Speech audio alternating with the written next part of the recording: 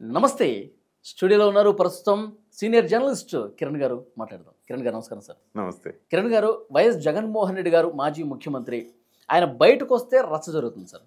ఆయన బయట ఏ పర్యటన చేసినా కానీ విపరీతంగా గందరగోళం, ఆ సీఎం అంటే నినాదాలు, వేల మంది రోడ్ల మీదకి రావటం, రచ్చ చేయటం, కొట్టుకోవటం, ఇదే కనిపిస్తుంది.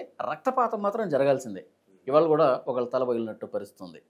ఆయన ప్రెస్ మీట్ పెట్టి చెప్తారు, రైతులకి బేడీలు వేస్తున్నారు, రైతుల్ని జైల్లో వేస్తున్నారు, రౌడీ షీట్లు తెరుస్తున్నారు రైతుల మీద.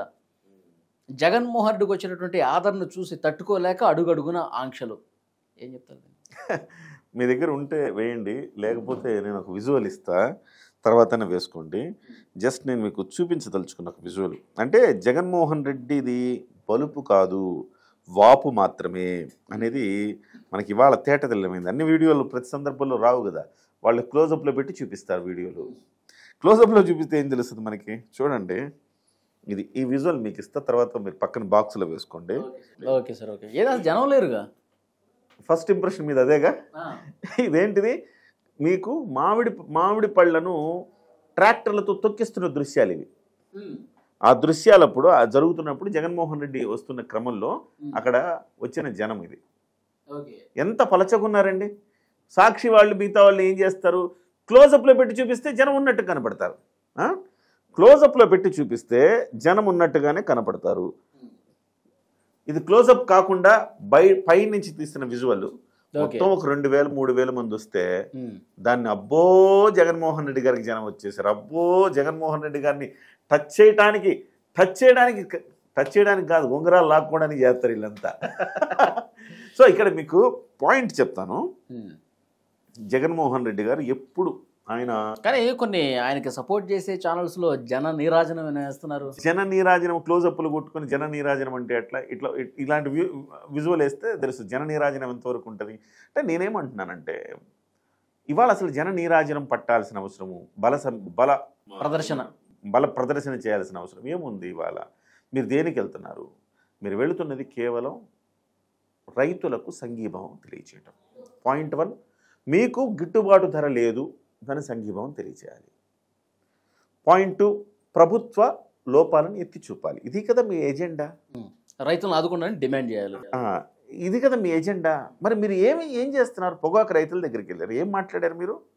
సప్త సముద్రాల అవల ఉన్నా పోలీసుల్ని తీసుకొచ్చి నిలబెడతాం, బట్టలు ఇప్పుతాం, ఇది మీరు మాట్లాడదు. మీడియాలో ఏం హైలైట్ అయింది? అదే హైలైట్ అయింది. పొగాకు రైతులు ఎక్కడున్నారు అందులో? ఆ తర్వాత ఎవరో రెంటపాళ్ల దగ్గర ఎవరో ఒక వ్యక్తి గురించి మీరు విగ్రహం ఆవిష్కరణకి వెళ్ళారు. మీరు వెళ్ళినప్పుడు మీ ఎజెండా ఏం కావాలి? ఇతను గొప్పోడు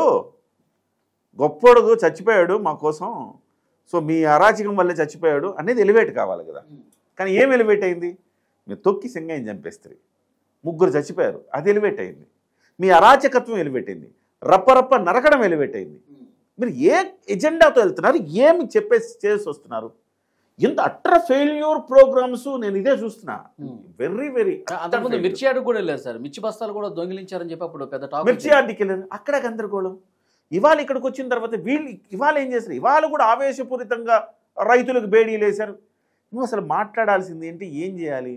నేనేమంటున్నానంటే జగన్మోహన్ రెడ్డి గారి స్ట్రాటజీ అట్టర్ ఫెయిల్యూర్ అంటున్నా. బికాజ్ ఆఫ్ నిజంగా జగన్మోహన్ రెడ్డి గారు ప్రజలకి న్యాయం చేయట్లా.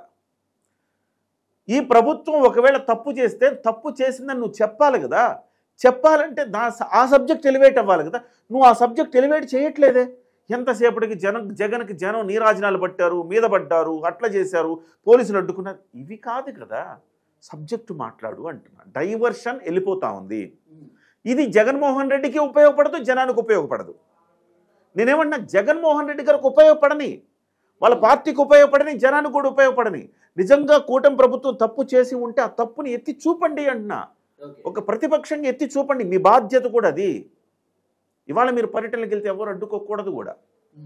నేనైతే అలా అడ్డుకోవడానికి నేను సమర్థించను. కానీ ఎందుకు అడ్డుకోవాల్సి వస్తుంది? అసలు పర్యటనల గురించి ఆయన వస్తుంటే ఒక ప్రహసనంలాగా మాట్లాడుకోవటం, పోలీసు పర్మిషన్లు, ఇవన్నీ ఎందుకు ఇంత చర్చ జరుగుతోంది? మళ్ళీ గందరగోళం సృష్టించి మీరు దండయాత్ర చేస్తున్నారు కాబట్టి, మీరు దండయాత్ర చేయకుండా చక్కగా వెళ్ళి రైతుల దగ్గరికి వెళ్ళి పరామర్శించి వాళ్ళతో మాట్లాడి, అన్న ఎంత ఉందన్న, మీద పడిపోయి ఉన్మాదుల్లాగా మీ మీద పడిపోతే మీరు ఎవరు ఏ రైతుతో మాట్లాడారు? మీరు ఒక్క రైతుతో మాట్లాడిన వీడియో వస్తుందా? లేదు, రావట్లా. ఎంత దారుణం అంటే కానీ ప్రతి పర్యటనలో కూడా రక్తం చిందించాల్సిందేనా సార్? రక్తం కనబడుతుంది. ఉన్మాదం అంటున్నా. పొదిలి పర్యటనలో కూడా మహిళల తలలు పగలు కొట్టారు కదా, వాళ్ళు శాంతియుతంగా నిరసన చేస్తారు. తలలు పగలు కొట్టారు. ఇవాళ వాళ్ళు కొట్టుకుని తలలు పగలు కొట్టుకున్నారు. ఇవాళ బిర్యానీ కోసం, బిర్యానీ కూడా కాదు, కుష్కా అంటారంట దాన్ని, కుష్కా కోసం, మందు కోసం కొట్టుకుని తలల పగలు కొట్టుకున్నారు. ఇవాళ కుష్కా అంటే ఏంటంటే కనీసం ముక్క కూడా లేకుండా బిర్యానీ రైస్ పెడతారు, అది కుష్కా అంటారట. ఆ కుష్కా కోసము అంటే కనీసం ముక్కలున్న బిర్యానీ కూడా పెట్టలేదు వాళ్ళు. దారుణం అది. ఈ కుష్కా కోసం, మందు కోసం వాళ్ళలో వాళ్ళు కొట్టుకొని తలల పగలు కొట్టుకున్నారు. ఆ కాన్వాయ్లు వెళ్తూ వాళ్ళ నాయకుడు ఒకడు కింద పడిపోయాడు. అవును, జారిపడ్డాడు కదా. వాళ్ళు కొట్టుకున్నారు, గేట్లు పగలగొట్టి లోపలికి అరాచకత్వంతో వచ్చారు. మీరు ఇంత అరాచకంగా మీరు పర్యటనలు చేస్తే ఏం సందేశం ఇస్తారు? మీరు ఇవ్వాల్సిన సందేశం ఫెయిల్ అయిపోవట్లా? ఇవాళ నిన్నటి మొన్నటి వరకు ఏమనుకున్నారు? సరే, ఇవాళ వచ్చిన విజువల్ బట్టే మనం మాట్లాడదాం. ఆఫ్ కోర్స్ మొన్నంతా జగన్మోహన్ రెడ్డి గారికి నీరాజనాలు పట్టారు అని వాళ్ళు చెప్పిందే నిజం అనుకున్నాం. మరి ఇవాళ ఎందుకు రాలి అంత జనం? కారణం ఏంటంటే జనానికి అర్థమైపోయింది, అనవసరంగా వీళ్ళు మందిస్తాం, బిర్యానీ ఇస్తామని చెప్తే ఆడికి వెళ్ళి ప్రాణాలు పోగొట్టుకోవడం ఎందుకురా, ఇదేదో గందరగోళంగా ఉంది, అసాంఘిక శక్తులు అడ్డాలా మారింది ఆయన పర్యటనలో, మనం ఎందుకు వెళ్ళడం అని కామెంట్. ఇవాళ సిచ్యువేషన్ ఏంటంటే రైతులు ఎవరు లేరు వలి, అందరూ ఈయనకు సంబంధించిన ఉన్మాదులే ఉన్నారు, అసలు సిసలైన రైతులు లేరు. నిన్న రాత్రి ఒక 2 లారీలలో తీసుకొచ్చిన మామిడికాయలు అక్కడ వేసి ఆ ట్రాక్టర్లతో తొక్కిచ్చారు. ఒక రైతు తన పంటని తన బిడ్డలా చూసుకుంటాడు. అలాంటి రైతుకు సంబంధించిన పంటను అన్యాయంగా ట్రాక్టర్తో కస తొక్కి, చూడండి వాళ్ళ మనస్తత్వం చూడండి. ఏదైనా తొక్కాలా, ఒక దగ్గర సింగాయిని తొక్కుతారు, ఒకసారి మామిడికాయలు తొక్కుతారు, ఇంకో దగ్గర ఇంకో తొక్కుతారు. తొక్కాలి పొగాకు బేళ్ళను కూడా కాలుతో తొక్కుంటూ పోయారు. అంతే, ఏదైనా తొక్కాలి. వాళ్ళకి ఒక ఉన్మాద స్థితి ఏంటంటే అరాచకత్వం. వాళ్ళ మానసిక స్థితి చూడండి. రప్ప నరుకుతామంటే ఎందుకు నరికితే తప్పేంటంటాడు జగన్మోహన్ రెడ్డి గారు. అంటే వాళ్ళది ఒక ఉన్మాద స్థితిలోకి వెళ్ళిపోయారు. వాళ్ళు ఆ ఉన్మాద స్థితిలో వాళ్ళు ఏం చేస్తున్నారు వాళ్ళకి అర్థం కావట్లా. వాళ్ళు ఆస్వాదిస్తున్నారు ఈ నరకడాన్ని, తొక్కడాన్ని. కసిగా మామిడికాయల్ని మొత్తం ట్రాక్టర్లకి తొక్కిచ్చేస్తే ఆనందంగా చూస్తున్నారు వాళ్ళు. గతంలో ప్రభుత్వంలో ఉన్నప్పుడు కూడా వాళ్ళ వైఖరి ఇదే విధంగా ఉంది, వాళ్ళ మనస్తత్వం ఇదే విధంగా ఉంది. అప్పుడు ప్రతిపక్షాల మీద జైల్లో పెట్టడం, అరెస్టులు చేయడం, బూతులు మాట్లాడటం ఇదే ఉంది. ఇప్పుడు ప్రతిపక్షంలో ఉన్నప్పుడు కూడా దానికి మించినట్టుగా చేస్తూ ఉన్నారు. ఇంకా వాళ్ళు ఎందుకు రివ్యూ చేసుకోవట్లేదు? మనకు ఎందుకు 11 స్థానాలకి మనం పరిమితం అయిపోయాం, మనం రాజకీయాలు మారాలి కదా, మనం మారాలి కదా, ఇలాంటి రివ్యూస్ ఎందుకు జరగట్లేదు అంటే ఏం చెప్తారు? అది ఆ మనస్తత్వం అట్లా ఉంది. ఇప్పుడు వాళ్ళకి ఇప్పుడు ఏం చేయాలి? వాళ్ళు రివ్యూ చేసుకోరు. వాళ్ళకి ఎవరైనా మానసిక నిపుణులు సాయం తీసుకోవాలి. వాళ్ళు జగన్మోహన్ రెడ్డి గారికి అవసరం అంటారా మానసిక ట్రీట్మెంట్? అంటే వైసీపీ నాయకులందరికీ, నేను జగన్మోహన్ రెడ్డి గారి గురించి చెప్పను, వైసీపీ వాళ్ళందరికీ. ఎందుకంటే మీరు ఇలా ఆలోచించడం తప్పు. సలహాదారులు మంచోళ్ళు కావాలి వాళ్ళకి కావాల్సిన సలహాదారులు ఎవరంటే సజ్జల గారిని మార్చేయమంటారా? ఫస్ట్ సజ్జల గారు ఉన్నారు, ఇంకొకళ్ళు ఉన్నారు, నాకు తెలియదు. కానీ నేనేమంటున్నానంటే మీ ఎజెండా ఏదో ఆ ఎజెండా కాకుండా మీ సైడ్ వెళ్ళిపోతూ ఉంది. మీ ఎజెండా అరాచకత్వం వైపు వెళుతోంది. మహిళలను తిట్టడంలో ఆనందపడుతున్నారు, మనుషులు తొక్కించడంలో ఆనందపడుతున్నారు, మామిడికాయల లోడ్ని తొక్కించడంలో ఆనందపడుతున్నారు, పొగాకు బేళ్లను తొక్కించడంలో ఆనందపడుతున్నారు, మీరు రప్పరాడించి నరకడంలో ఆనందపడుతున్నారు. మీరు ఈ మనస్తత్వాన్ని మీరు మార్చుకోనంత కాలము చివరికి గ్రేట్ ఆంధ్ర కూడా నెగిటివ్గా రాసింది. వాళ్ళ పత్రికే కదా గ్రేట్ ఆంధ్ర. వాళ్ళు ఏం రాశారంటే మీరు మారనంత కాలం పార్టీ బలపడదు, వేస్ట్ ఇదంతా అని చెప్పింది.